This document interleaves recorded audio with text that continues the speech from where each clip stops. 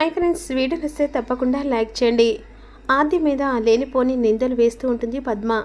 అత్తయ్య, నీ కాళ్ళు పట్టుకుంటాను, కాస్త ఆగుతావా అని చెప్పేసి ఆద్య విధంగా అంటూ, నిజమేంటో చెప్పనిస్తావా అని చెప్పేసి ఈ విధంగా ఆద్య అంటుండగా, ఏంటి ఆ నిజం అని చెప్పేసి పద్మ అంటుండగా, పద్మ ఆద్య ఏంటా నిజం అని చెప్పేసి రఘురామ్ అడుగుతూ ఉంటాడు. నాన్న, రామలక్ష్మి ఇష్టపూర్వకంగా ఈ పెళ్లి చేసుకోవట్లేదు, శౌర్య సార్ కోపం మీద ఈ పెళ్లి ఒప్పేసుకుంది అని చెప్పేసి ఆద్య చెప్తుంది. నా నిజం అయినా ఇది అందరికీ తెలిసిందే కదా ఆద్య.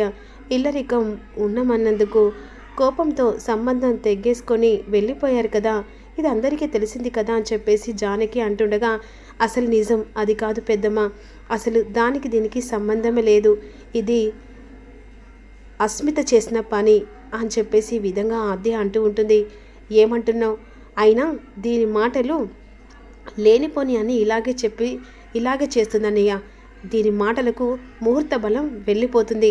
ఎలాగైనా సీనుకు రామలక్ష్మికి త్వరగా పెళ్లి జరిపిద్దాం అని చెప్పేసి పద్మ అంటుండగా, అత్తయ్య నీకు దండం పెడతాను, కాస్త నా మాటలు విన్న తర్వాత సీనుబావకి ఇచ్చి నువ్వు పెళ్లి చేస్తావో ఇక చెయ్యవో అది నీ ఇష్టం అని చెప్పేసి ఆద్య ఈ విధంగా అంటూ, చెప్పేది వినండి పెద్దనాన్న, నా మీద గౌరవం ఉంటే ప్రేమ ఉంటే నేను చెప్పేది విను. ఇదంతా కావాలని అస్మిత ఆడిన నాటకం. అసలు ఇందులో శౌర్య సార్ తప్పేం లేదు, తప్పు కూడా ఏమాత్రం లేదు పెద్దనాన్న అని చెప్పేసి ఈ విధంగా ఆద్య చెప్తూ ఉంటుంది. అవునండి, అస్మిత వల్లనే ఇదంతా జరిగింది. రామను నిన్ను దూరం చేసుకోవడం కారణం అస్మిత నన్ను బ్లాక్మెయిల్ చేయడం, నా వల్ల ప్రెగ్నెన్స్ అని చెప్పి నన్ను బ్లాక్మెయిల్ చేసింది. అసలు కారణం ఏంటంటే ఈ వీడియో ఒక్కసారి చూడండి అని చెప్పేసి శౌర్య వెంటనే ఆ వీడియో చూపెడతాడు కదా, అప్పుడు అస్మిత తండ్రి నిజాలన్నీ బయట పెట్టేస్తాడు కదా. ఒక్కసారిగా రఘురామ్ అది చూసి షాక్ అయిపోతాడు. రామలక్ష్మి నా బేబీని కొట్టింది, తన బతుకు మీద కొట్టాలని ఇలాంటి ప్లాన్ చేసిందని చెప్పేసి అస్మిత తండ్రి చెప్పిన వీడియో క్లిప్పు అంత రఘురామ్కి చూపెట్టేసరికి రామలక్ష్మి అదంతా విని ఒక్కసారి షాక్ అయిపోతుంది. అంటే నేను శౌర్య సార్ని అపార్థం చేసుకున్నానా? ఆ అస్మిత చెప్పిన మాటలు విని శౌర్య సార్ని అర్థం చేసుకోకుండా దూరం చేసుకున్నానా అని చెప్పేసి వెంటనే రామలక్ష్మి ఇక పీటల మించలు లేసొచ్చి ఒక్కసారిగా శౌర్యను హగ్గింగ్ చేసుకుంటుంది. ఇక వీడియో చూసిన తర్వాత, అయినా ఇది కూడా అబద్ధమేమో కావచ్చన్నయ్య అని చెప్పేసి పద్మ అంటుండగా, లేదు, నిజాలు బయటపడ్డాయి. అస్మిత ఆడిన నాటకంలో నా కూతురు శౌర్య జీవితం ఆగమైంది. అందుకనే ఇప్పుడు నిర్ణయం తీసుకున్నాను, ఇక శౌర్య నా ఇంటి అల్లుడు అని చెప్పేసి వెంటనే శౌర్య చేతికి మంగళసూత్రం ఇస్తాడు కదా.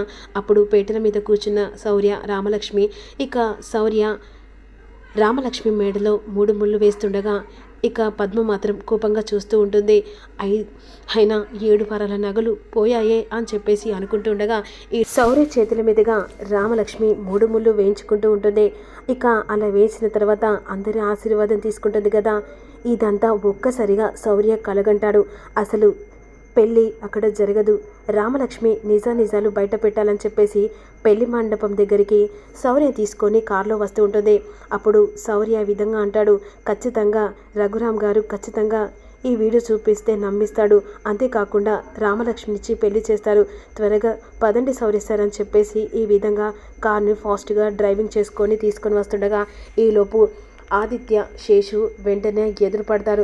కారు ఒక్కసారిగా అక్కడికక్కడే ఆపేస్తాడు కదా శౌర్య.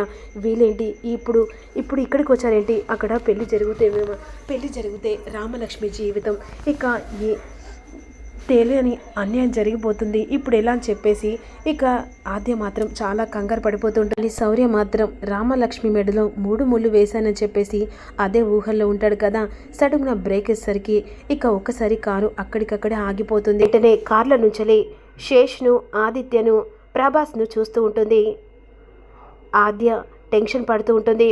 అప్పుడు ప్రభాస్ ఈ విధంగా అంటూ ఉంటాడు, ఏంట్రా అలా చూస్తున్నారు? పాప కార్లో నుంచి దిగడానికి చాలా ఇబ్బంది పడుతుంది, వెంటనే తనని దించేయండి రా అని చెప్పేసి అంటుండగా, సార్ ఇప్పుడు ఎలా సార్, ఎలాగైనా ఇక పెళ్ళిని ఆపడానికి వెళ్ళాలి అని చెప్పేసి ఈ విధంగా ఇక ఆద్య టెన్షన్ పడుతూ ఉంటుంది. ఆ రౌడీలు కాస్త ఆద్య కార్లో కూర్చుంటే కదా ఇక బయటికి తీసుకొస్తుండగా, వదలండి అని చెప్పేసి ఆద్య గట్టిగా అరుస్తూ ఉంటుంది. వెంటనే శౌర్య తప్పించుకుంటుండగా, అరే ఇవన్నీ పట్టుకోరా, వచ్చేటప్పుడే దీన్ని కట్టేసి ఉంటే ఇక సైలెంట్గా ఉండదు, వాణ్ణి వైలెంట్ పెంచండ్రా అని చెప్పేసి ఈ విధంగా శేషు అంటూ ఉంటాడు. ఇక ఆదిత్య చేతుల మీదుగా ఆద్య మెడలో తాళి కట్టించాలని చెప్పేసి ఆద్యను కిడ్నాప్ చేస్తా వైపు ఆద్యను ఇక ఆదిత్య వాళ్ళు కారులో తీసుకొని వెళ్తూ ఉండగా ఇక్కడ మాత్రం శౌర్యను కూడా అలాగే కారులో తీసుకొని వెళ్తూ ఉంటారు.